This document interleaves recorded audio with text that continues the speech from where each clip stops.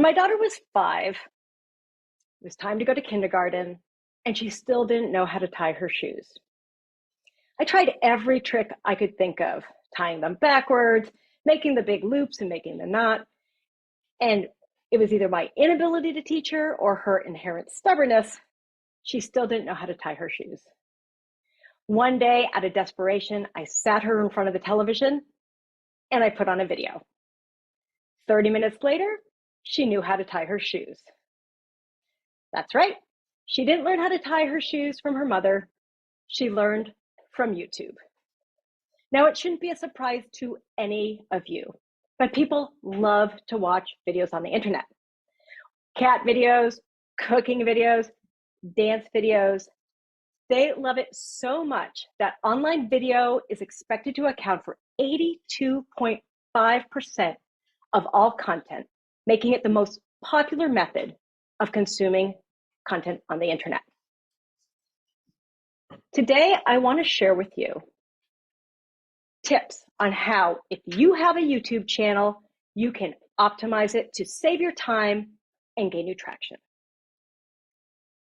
I'm going to show you how you can extend your brand, how you can weaponize your thumbnails for better traction, and how you can save yourself a ton of time and mental energy by optimizing your channel. When people go to a YouTube channel, it should be an extension of your brand. It should feel like they are still on your website. And so there are a lot of tools that YouTube gives you that you can brand for your business. Now, the first thing that you want to do is decide what your profile picture should be. Now, if you're a sole proprietorship, influencer, celebrity, your profile picture should be a portrait of you. And you should be clear, maybe not black and white like I have mine, but a nice smiling, generous expression will make people want to follow your channel. If you've got a bigger team, it may not be practical to get everybody crammed into that circle, so a logo might be your best bet.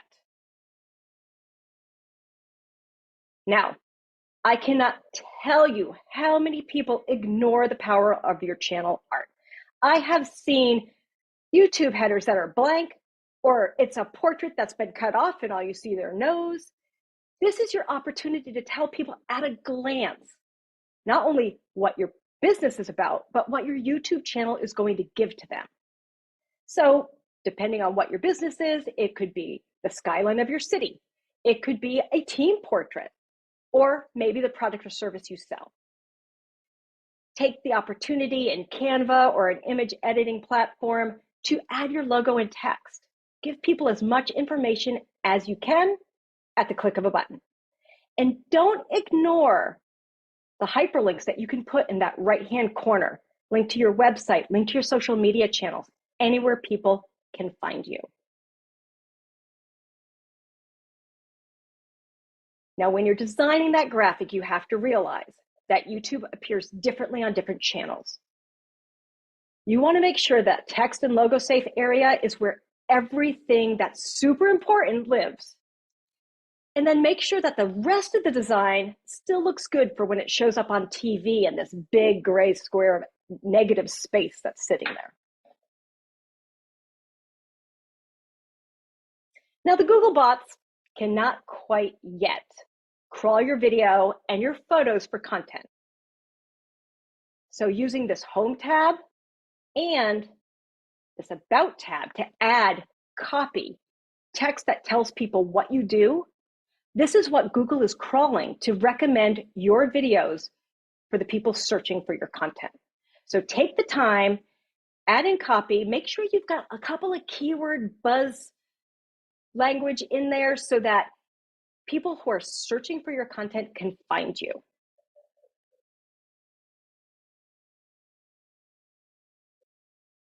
If any of you have been on YouTube recently, you get in there, it is a sea of chaos. Little teeny thumbnails of everything, everywhere, and it can be a little bit overwhelming. So when I talk about weaponizing your thumbnails, you want your thumbnail to jump out and let people know what your video is about instantly. It's always best if you can get your face on video. Some people are like, I don't want my face on video, but people want to interact with other people on social media. They don't want it to feel like canned content from Bufferly or some big corporation just regurgitating their message. They want to hear from you. So find a good still from your video.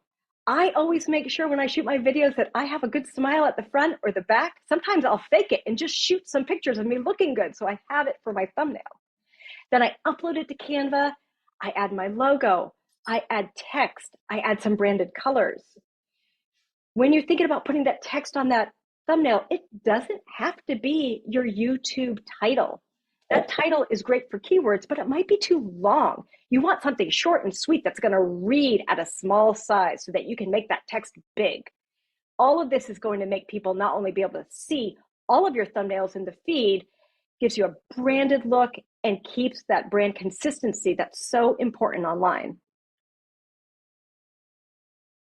Okay, here's what I promised you. I'm going to save you time and mental energy. We're going to go into the back end of YouTube. Under your logo on the right-hand corner, you're going to go into the settings button. Here, it takes you to this page. You're going to click on channel status and features. And here's where we're going to save you tons of time. Under channel, basic info, all of these keywords, these are not hashtags. These are keywords that the Google bots can crawl for any iteration of your business or service. You have to think about what are customers typing into that Google search bar to find what I do. These are all these tag words that you want to put into this box here. Then under advanced setting, you can set global settings for every video you upload, whether or not your video is made for kids, whether or not you want automatic captions or ads or allowing people to clip your content.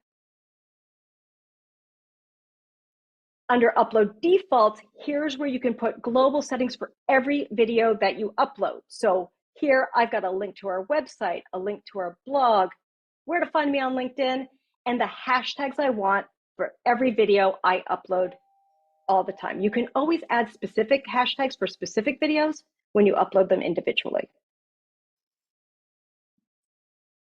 Under upload defaults, you can select your language and your license. And then here's one that a lot of people in compliance regulated industries need to pay attention to. Make sure that if you are working on a business that you can have comments or not. You can disable the comments globally here. And since I work with the financial industry, this is super important. If any of them are not available to you, go to feature eligibility. 9 times out of 10, you just have to verify your email address. So get ready, get your cat cooking or dance videos out there and use these tips to save you time and create videos to connect with your audience and convert them to subscribers. Thank you, fellow Toastmasters.